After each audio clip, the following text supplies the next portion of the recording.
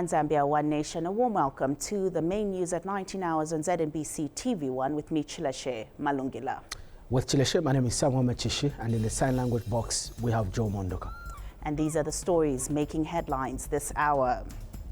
President Hakainde Hichilema has warned that government will not tolerate corruption and abuse of authority in the post-debt restructuring era. The Bank of Zambia has assured the public that the takeover of Invest Trust Bank is in their best interest. Also coming up in the news this hour, the Chinese government has given Zambia 500,000 United States dollars as humanitarian assistance. And Kenyan boxer James Mugeni has arrived in the country ahead of his African Boxing Union ABU bantamweight title fight against champion David Mwale. Those are the headlines. Thank you for joining us wherever you are getting this live news feed from, television as well as on our Facebook page, ZNBC Today. The Bank of Zambia has assured the public that the takeover of Invest Trust Bank is in their best interest. And a check by ZNBC News at the bank's branches in Lusaka Central Business District and Arcades area found the branches closed with a number of customers unable to access the bank's services. One of the customers, Lexina Banda, told ZNBC News that she is anxious over the matter. ZNBC's Fortune Malata begins our coverage with this report. After the Bank of Zambia took over Invest Trust Bank, clients have been trooping to some branches in Lusaka with the hope of getting more information. But this is the message they are getting, as the automated teller machines and doors are closed, with the notices informing them of the situation. Lexina Banda is among the affected clients of the bank. Draw my money, but nothing is closed.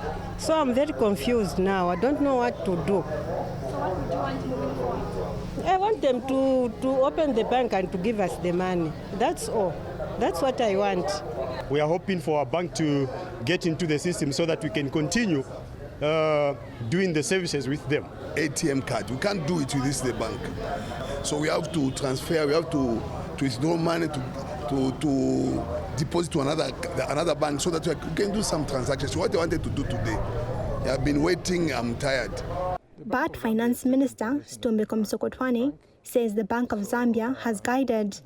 The minister has asked for patience from clients of Invest Trust Bank. The Bank of Zambia is taking possession of the bank. So they've made the assurance. So they will stick by the assurance. For now, clients have been assured by the Bank of Zambia that the takeover is in their best interest. Fortune Melita, ZNBC News, Lusaka. And in Kitwe, several people flocked to Invest Trust Bank to seek clarification from management following the taking over of the bank.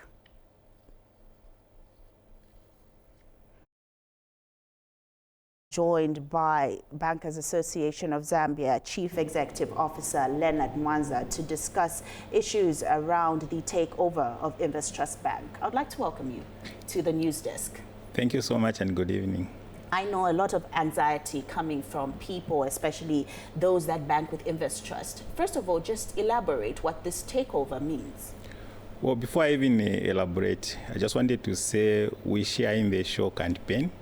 As you know, the Bankers Association of Zambia is composed of all the commercial banks in the country, and Invest Trust has been one of our good members for the last 28 years.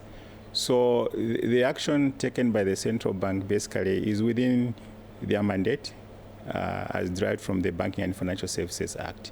So the position basically is a process of ensuring that there's financial sector stability, but also protecting the integrity of the payment systems, so that you avoid the systemic risks that could have come in from the bank that is under possession. So basically, it's one of those actions or mandates that they are mandated to do within the powers that they derive from the Banking and Financial Services Act. How safe is the money? And I know that is the biggest concern from what we've seen from Fortune's report. How safe is the customer's money? Because this was a trusted entity. So let's be more on the general side, because it's not just about Invest Trust. How safe is the money within the banking sector? the other 15 commercial banks that are still operating, what assurance can we give to them in terms of the safety of their money in the banking system? We would like to assure all our customers banking across the various banks in the country that the financial sector remains resilient, remains in terms of its performance satisfactory on all the prudential benchmarks. Yes, we do accept that the action taken on InvestTrust is an exception rather than the norm. So for those depositors that have money in other commercial banks, we urge them to be calm and not to panic. The other banks, in terms of all the prudential benchmarks, I think they are sound and safe. In relation to those that bank with the InvestTrust, I think the assurances have already been given by the central bank. The action has been taken, obviously, to protect the integrity of the financial system, the payment system, and above all, public interest, which includes the customers of InvestTrust Bank. So it will take a process, obviously, and it will require a lot of patience because for the next 90 days, the law requires that the central bank prepares a statement of affairs. They obviously have to appoint a provisional administrator for the bank to make sure that they take stock of all the assets of the banks and liabilities. And then upon the expiry of the 90 days, they will then obviously come to the market to guide us in terms of the next course of action. So in between, we urge the customers who are banking with InvestTrust to be patient as the law takes its course, as the central bank carries out their regulatory mandate in terms of preparing the statement of affairs. And then they'll guide in terms of the next steps after the 90-day period. Does the Bankers Association of Zambia have any oversight role in such a situation? It's a good question. So the Bankers Association of Zambia is not a regulator. We are an industry association which protects the interests of our members. And in this regard, these are the commercial banks. So a commercial bank is one which is licensed and regulated by the central bank to operate the banking business in Zambia. So those are the people that form the Bankers Association of Zambia. So we do not have any regulatory oversight. That is a role mandated by the Bank of Zambia under the Banking and Financial Services Act. We protect the interests of our members as well as the interests of our customers in terms of ensuring that we have policy alignment with the businesses of our members. The bigger question also is, what are you doing so that your members do not fall into such a calamity as we have seen with InvestTrust, 15 commercial banks under your wing? So banking is a regulated business. So for you to operate in the country, you have to meet the minimum requirement and you have to obtain a license. And then you need to meet the prudential benchmarks that are set by the central bank. And you must ensure that you adhere to those standards on a monthly basis. Where there is divergence, I think that's where the central banks would come in, as the case is with InvestTrust Bank. Thank you so much, Mr. Mwanza, for coming, and we'll continue to engage you on the happenings around the InvestTrust Bank and other issues around the banking sector. You're most welcome. Leonard Mwanza is the Bankers Association of Zambia Chief Executive Officer. We go back to our Kitwe story where several people flocked to InvestTrust Bank to seek clarification from management following the taking over of the bank. This is what characterized operations at InvestTrust Bank main branch in the Central Business District of Kitwe. Clients flocked to the bank to seek clarification following the taking over of the institution by Central Bank due to insolvency. The clients are uncertain of what will happen to their money. I felt bad. I'm broken right now. Broken because I've put in all the money in the bank. And that money is for business. I don't know how my business is going to survive. I just heard from the news yesterday that they have taken over by Bank of Zambia. So I rushed here today to check on, and I found they have closed the bank. Economist Edna Litana says what is important is that the depositors will eventually be given their money. Okay, I think that the closure of a troubled bank in any economy is key to maintaining financial stability, because the troubled bank itself might be a cause for panic for other customers that are banking, even with other banks that are quite innocent and acting, the way that they should act in the financial system. So in order for us not to see panic within the financial system and cause, which becomes then a cause of instability, it's a prudent thing that the central bank can do to intervene and close a troubled bank such as Investrust. So this way you sort of eliminate any disruptions within the financial system and any losses that are related to financial stability. The Bank of Zambia yesterday took over Investrust Bank due to insolvency. Catherine Mwansa, ZNBC News, Kitwe. Now, President Hakainde Hichilema has warned that government will not tolerate corruption and abuse of authority in the post-debt restructuring era. The president says government cannot ignore the fact that the unsustainable debt situation inherited by his administration was brought about by exorbitant expenditure, mismanagement of public resources, maladministration and corruption. President Hichilema says the country must not find itself in such a crisis where debt levels become so unsustainable that they burden the treasury and hinder the ability to serve citizens effectively. In a statement to ZNBC News this evening, President Hichilema said that the country has an opportunity to grow the economy under a new image, bringing investor confidence and paying greater attention to the management of resources across all ministries and government departments. President Hichilema directed that the law enforcement and prosecution authorities must act swiftly against those who choose to engage in corrupt practices and abuse their authority. President Hichilema said that part of the commitment to fighting corruption is the judiciary's enhanced capacity to prosecute cases within a space of 5 months, and more will be done to bring down the scourge. He said that government remains steadfast and committed to improving the lives of all citizens. President Hakainde Hichilema has assured citizens that the benefits of the debt restructuring agreement will begin to trickle down to the masses within the shortest possible time.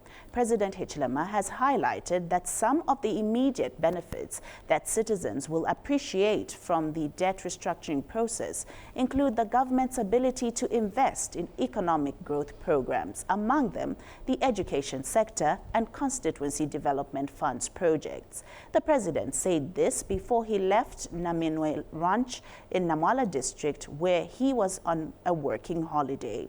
The President was accompanied by First Lady Mutinta Hichilema.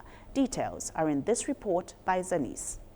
He has just completed his working holiday. President Hakainde Hichilema, who was in Namwala at his farm, highlighted some of the benefits that Zambians will accrue from the debt restructuring agreement. The benefits start now, because without debt restructuring this year we're going to pay a lot more money. With debt restructuring we'll pay less, creating arguments and confusions here. There shouldn't be confusion. There are 3 elements of debt restructuring. Remember, we defaulted, meant that we couldn't service our debts, isn't it? Now, with debt restructuring, we've been able to achieve a reduction in net present value terms, the total quantum. Number 2, we've got a longer repayment period. Number 3, in a number of cases, we've negotiated interest rates down. 3 clear benefits, immediate, subsequent to completion. That's very important. The money we save from there, the pressure that is reduced, and the credibility that we regain, we can push the resources into investment expenditure, development, to support more children in school, free education, meal allowances, CDF, skills training, secondary school boarding for kids who can't afford. Immediate, very important. Citizens must know what we've achieved is tremendous. It's what we call mission impossible. President Hichilema has also advised citizens to never allow the country to go through a debt crisis again. President Mwanawasa and his team worked very hard to clean up the debt. Then it was a debt write-off. Then we should have been here, but we're here. So this UPND New Dawn government has done it again, but with more difficult and more complexities, because it involved private creditors, not bilateral, not official. Very, very difficult process. So we as a country must say never again would we allow any leadership to take us on this road, because the pain is too much. The sacrifices are too much. So now let's work together as a team, one politically, to walk away from those leaderships that are likely to take us back to debt. Every Zambian must be a policewoman, a policeman, all of us, in protecting public resources. He has also asked citizens to be conscious of climate change and adapt to environmentally friendly practices that respond to climate change effects. See, people are burning grass now. Why would anybody normal take a matchstick and put fire on the grass, destroying the environment, affecting the rains negatively, taking away food for humans and animals? Why am I saying so? If you dry up those areas, it means even human beings, they get affected. The groundwater gets affected because the surface water has been affected. The more the water stays in those dumbbells, the more it recharges the groundwater. So it's a compound effect. So let's work hard. It's my message to people of Zambia. Drift to irrigation farming. We shouldn't allow hunger to ravage us. God gave us so much. Lisedi Muche, Zanis, in Namwala District, Southern Province. The World Bank says the success of the debt restructuring process is a critical step for rebuilding the trust Zambia has with its lenders. Paul Shalala reports that World Bank country manager Achim Fox says the debt restructuring deal is critical for macro stability and attracting investments, which in the end will stimulate economic growth. In an effort to explain the contents of the debt restructuring deal, the Ministry of Finance and National Planning has hosted the Debt Restructuring Forum in Lusaka. The forum attracted multilateral institutions, the civil society, private sector and the media. Finance and National Planning Minister Tumbeko Msokotwani used the occasion to explain the benefits of the deal. We devote a lot of energy and time to make sure that transactions begin to take place in the economy. Whether it is transactions for PPP, like people building railway lines, like going to Lobito, building roads, like Lusaka-Ndola Road, those are the transactions that create jobs. Those are the transactions that put money into people's pockets. Another benefit which was explained was the relief which will come with agreement with the Eurobond holders. In terms of the haircut, how much have we been forgiven? Do we need to write off? On the official side, there is no haircut. On the bond side, 840 million has been written off. And this was basically the interest that were accruing on the principal amount, which was 3 billion. For the World Bank, the debt restructuring deal gives Zambia an opportunity to invest in the most important sectors. It is therefore critical also for macroeconomic stability, for attracting investment, and for stimulating economic growth. It allows the country to service its debt while still having the fiscal space to serve its most important needs and to serve its citizens. Meanwhile, the International Monetary Fund has urged Zambia to continue implementing reforms and stabilize the economy. Ongoing reforms aimed at increasing domestic revenues, support responsible borrowing, will help finance development plans and social spending, while reform to enhance public governance, transparency, and accountability will support efficient management of government resources. Since qualifying for a $1.3 billion IMF financial bailout in August 2023, Zambia has accessed the credit facility on 3 occasions. The country will soon be assessed by the IMF in terms of it reaching the benchmarks before the 4th installment can be dispersed. Paul Shalala, ZNBC News in Lusaka. Meanwhile, the opposition Patriotic Front has praised President Hakainde Hichilema on the debt restructuring agreement with Eurobond holders. Nakonde constituency PF Youth Treasurer Brian Chisha says the deal that was secured last week is a milestone for the country. Mr. Chisha has explained that the opposition party, while in government, made efforts to strike a deal with the creditors, but it was not fruitful. Meanwhile, UPND Nakonde District Chairperson Frederick Chimea is thankful to the opposition PF for commending government on the deal. Let's have this report.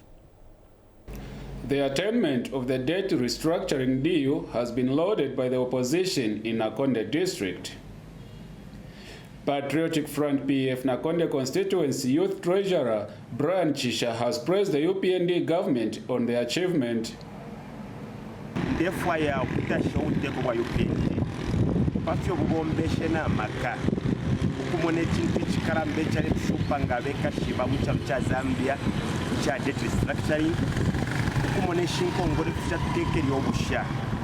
Na tumona kuma buteko na ifo benenga ba Patriotic Front twalete tuwaletse china maka yonse ifo twinga chifumia bwechi chimuso kusiresha ma opposition political party banani mwe batemu ikwa tuyitangisha pantaji tentangisha chalo pantaji ichawama ifo bonse twalinga twasungura nokutasha.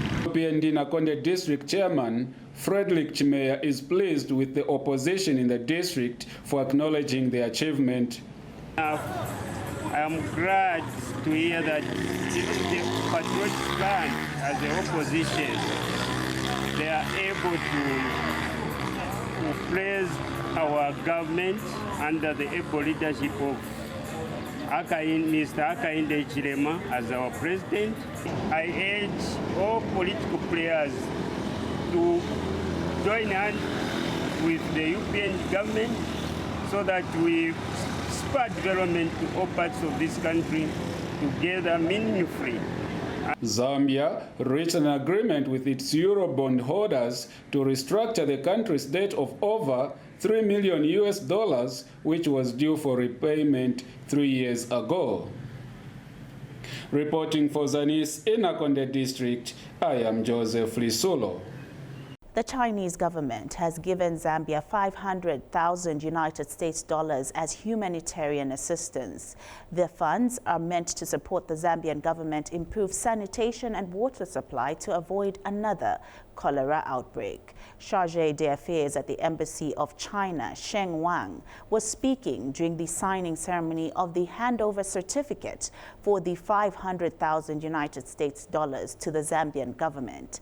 He said a Chinese vaccine manufacturer is exploring the possibility of production of vaccines in Zambia as a long-term measure to prevent the recurrence of a large-scale cholera outbreak. And Minister of Finance and National Planning, Stumbeko Msokotwane, said the assistance from China demonstrates the close cooperation that exists between the two countries. Working together to materialize the 9 assistance measures to keep cholera under control. Today, I'm here to hand over the promised humanitarian assistance in cash. We are delighted to see that the cholera outbreak in Zambia has been alleviated, but its eradication remains a long-term task. The 500,000 US dollars is provided by the Chinese government to help the Zambia government and people improve sanitation and water supply to avoid another outbreak. I'm happy to note, through the government's dedication and resolve to control this outbreak and the support coming from the government of China, the situation is largely now under control. Even if this situation, the threat of cholera still remains, we have to bear in mind that we must observe the highest level of personal hygiene. Now, in other news, the entire northern part of Chongwe district has recorded 100% crop failure under the 2023-2024 farming season due to the drought that has ravaged some parts of the country. Mark Zidgone reports from Chongwe that Vice President Mtalina Lumango says government has taken a proactive approach in addressing the adverse impact of the drought on affected farmers. After massive investments starting from labor, seed, fertilizer, among others, all they have harvested is 100% crop failure here in Chongwe's Kanakantapa area. Vice President Mtalina Lumango has been to the area to check on the extent of the damage caused by the drought. The first stop was at Evaristo Kayama's farm in Chongwe's Kanakantapa area. Here, Anderson Piri, the farm manager, explains to Vice President Mtalena Lumango that 83 by 50 kg bags of fertilizer and 14 10 kg bags of seed were invested in this 7.5 acres piece of land. But the effects of the drought have taken their toll. So basically, panutuzishanga pamoja na fertilizer so that ichiteko at least fika ati pamene na bura fika ko somewhere napeza mvura enda. Ibure kumalasti ndiye panutunatinga futi urea tuambo chitakuwa price so that twinango tuminimo tuambo ta survive manje twinango tu yote nafikira hapa so. Mrs. Nalumango also visited affected farmers and made an assurance regarding government's plans for farmers. We will not neglect the farmers. We want them to continue because farming is a lifeline for us and we cannot give up. But I can't tell you the actual source that this organization is coming to help us. No. For now, we are just bringing to the table to the entire community. So our approach is the whole government, whole society. Whole society includes the international community to come in and help. People have lost the crop. Other farmers who are into crop diversification have also been affected by the drought. This year we've been affected because even the cassava, as you see it, have been taller than this one, but because there's little rains, so it hasn't been able to do well. Even other crops like maize, groundnuts, soya have been affected. The Vice President concluded her visit after addressing people at Kanakantapa. The only word I'll leave is continue to hope, and your government, as I said before, will not leave you alone. We will walk this path together. I am so sorry, but like Chilesha said, we can't change that which God is doing, but we have to do what we can. The Vice President's visit has given hope to many farmers here, following government's assurance on measures being put in place to mitigate the drought situation.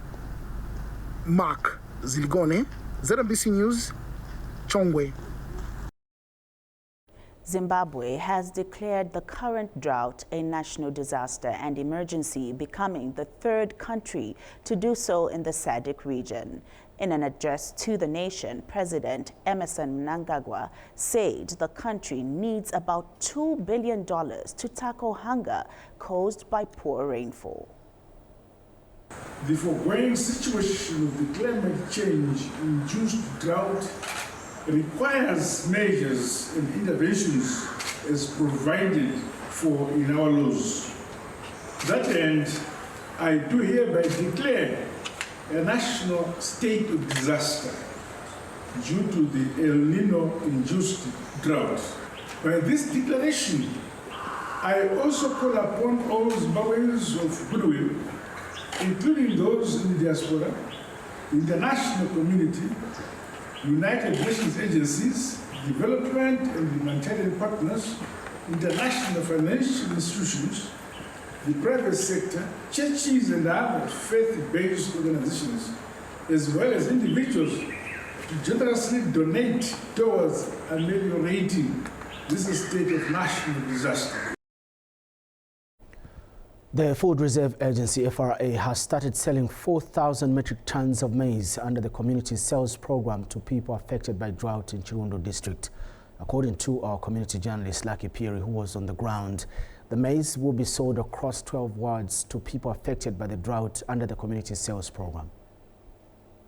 Chirundo district is among several other areas affected by drought, and most farmers have lost their crops. Now, the Food Reserve Agency, FRA, has heightened the sale of maize to the affected people. Agriculture Permanent Secretary Yvonne Mpundu has visited various selling points in Chirundo.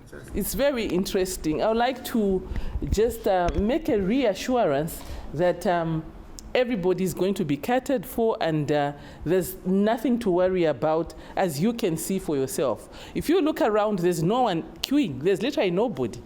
So any person in this community is free to walk here and buy the maize they want to buy and take it wherever they want to. The FRA has set aside 4,000 metric tons of maize for sale in the district under the community sale program. We have sufficient stocks with the support of government, and will continue basically replenishing the stocks in all these areas. Our people, they are coming in groups. Either we just select very few to go to the shed, and they make payments through the bank. At Ngombeile de depot, members of the community from various wards were found buying the maize. Very happy indeed that the government have come in immediately after hearing that the people are crying. The government have come in to help the people. So this maize which has come has helped us, because some of us now, we no longer go for the meal. We just get a bag, you go and take it to the grinding mill, you have meal at home. The permanent secretary with her entourage later proceeded to Kafue district to visit more selling points. The FRA has replicated this program in all the 84 districts affected by drought countrywide. Lucky Piri, ZNBC News, Lusaka. Government says it will engage public institutions and civil society organizations on the implementation of the Access to Information Law. Our senior reporter, Masao Somkwayaya, reports that Information and Media Minister Cornelius Mwetwa says this is to ensure that stakeholders understand the application and implications of the law. Free media and access to information remain among key ingredients to democracy to make the ideology live up to its tenets. Government recently enacted the Access to Information Law to enhance transparency and accountability. Information and Media Minister Cornelius Mwetwa says government now wants to engage public institutions and civil society organizations on the implementation of the ATI law. Before its commencement, we prepare public institutions and civil society institutions to understand the meaning of this particular law and its application and or implication. Speaking when he met European Union EU Ambassador to Zambia, Carolina Stasiak, who paid a courtesy call on him at his office, Mr. Mwetwa also touched on efforts to widen the democratic space in the country. We would like to see the public media give wider and more coverage, particularly to the opposition, because we expect everybody to engage responsibly and reasonably. So that is the commitment of this government, because I know the desire of His Excellency the President to really and genuinely free the media. And I've assured the media, particularly public media, that do your business professionally and ethically. And if you are found wanting, but you are within the realm of the law and the framework of professionalism and your ethics, I should take the first bullet for whatever wrongs may be attributable to yourselves. Ms. Stasiak said the full implementation of the ATI Act has potential to increase transparency and access to information.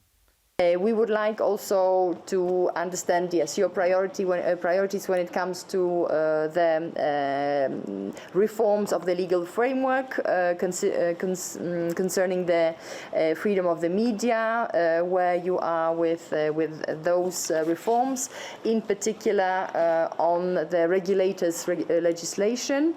Media play a key role as a whistleblower watchdog for accountability also of elected bodies and state actors. Masauso Mukwayaya, ZNBC News, Lusaka. Now, Information and Media Permanent Secretary Thabo Kawana says it is sad that opposition party leaders are now criticizing President Hakainde Hichilema based on hatred. Mr. Kawana says it is careless and shocking to hear opposition politicians publicly issuing statements on how much they hate the current leaders. The PS was speaking during a media interaction at his office. Simply put, the debt is restructured as a result of the confidence that the international community has in this administration. Our budget is tight, meaning that our budget has credibility. What we budget for is what we spend on, and we do not embezzle public funds, misuse public funds, abuse public funds, or steal public funds like they did when they had an opportunity to run the country. Well, this president is not vindictive. Yeah. This president is provoked day and night. In fact, it is just yesterday, I was reading the papers, and I could say, you see the opposition proudly saying, don't force me to like these people, I hate these people. Showing you that even the so-called checks and balances that they're offering, or the condemnation in the name of checks and balances they're offering, is purely based on hatred.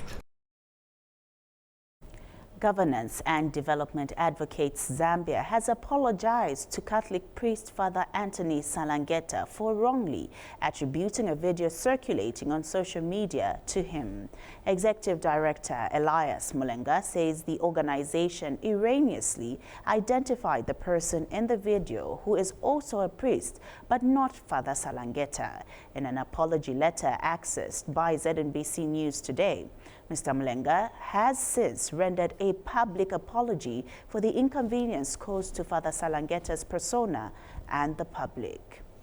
Tourism Minister Rodney Sikumba has urged Zambians to remain united in the face of challenges. Rosemary Kamanga reports that Mr. Sikumba said this during the launch of the KK at 100 birthday celebrations themed One Zambia, One Nation, commemorating a legacy.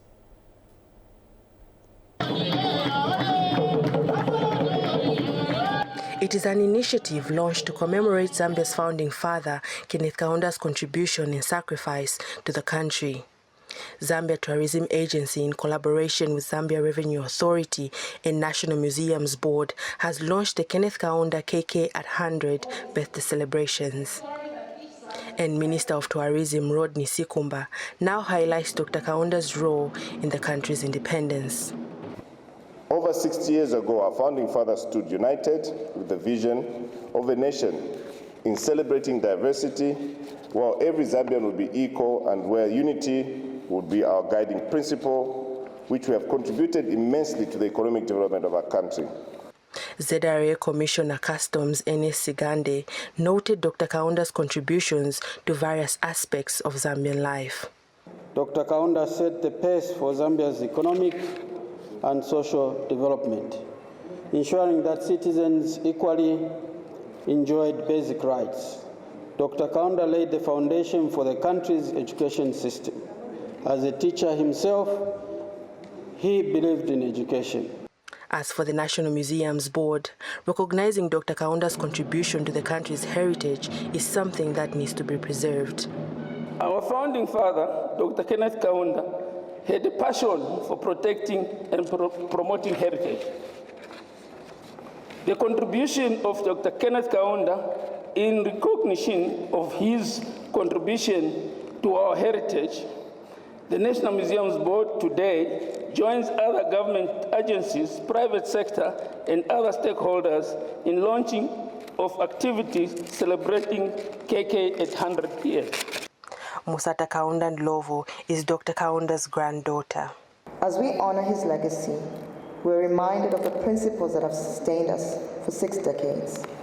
Unity, compassion, and a collective resolve to uplift each other. Looking forward, let us carry forward the torch passed down by KK, embodying the values he championed. Let our actions reflect our dedication to unity, kindness, and making a meaningful impact in the world. The launch also included the unveiling of the KK logo. Rosemary Kamanga, ZNBC News in Lusaka. In sports news, Kenyan boxer James Mugeni has arrived in the country ahead of his African Boxing Union ABU bantamweight title fight against champion Davy Mwale. Speaking upon arrival at the Kenneth Kaunda International Airport, Mugeni said he is ready to fight all rounds and win the title. He said he has been preparing physically and mentally and is ready to go toe-to-toe with the champion. Meanwhile, Mugeni's manager Kennedy Odihambo said the two boxers possess similar strengths and techniques which will make the fight interesting. And Oriental Boxing Promotions Operations Manager Christopher Malunga said both boxers are eager to carry the day when they square off in the ring. weather is okay for you? It's almost the same. Almost the same. Yes. So we are still at 170, but the pledges are more than 170. I'm so sure that by the end of Friday, after the weighing in or during the weigh-in, the 170 will be met. Then in terms of the bout, are they still as they stood? Yes, the last update we gave you, and those are the bouts which are going to take place. We're not going to change because take note that we need to push the bouts to box ring. And there's a time frame given to us to do so. So those bouts are done. We cannot add any other bout. We cannot subtract any other bout. You can only subtract if there's maybe a calamity, somebody is not well or anything, then we can remove that bout. But as it is, it's the same bout. Let's end the news with the headlines again. President Hakainde Hichilema has warned that government will not tolerate corruption and abuse of authority in the post-debt restructuring era.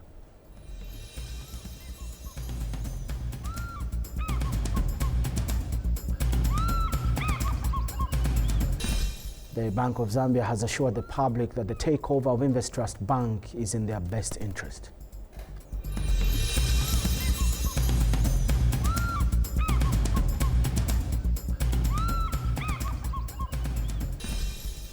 The Chinese government has given Zambia 500,000 United States dollars as humanitarian assistance.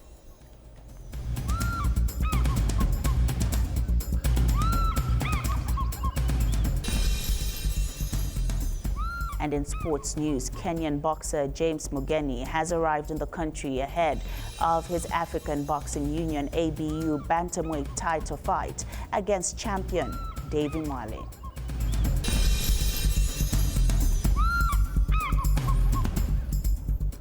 That'll do for the news this hour. My name is Samuel Machishi. And I'm Chileshe Malungela on behalf of Joe Mondoka. Good evening.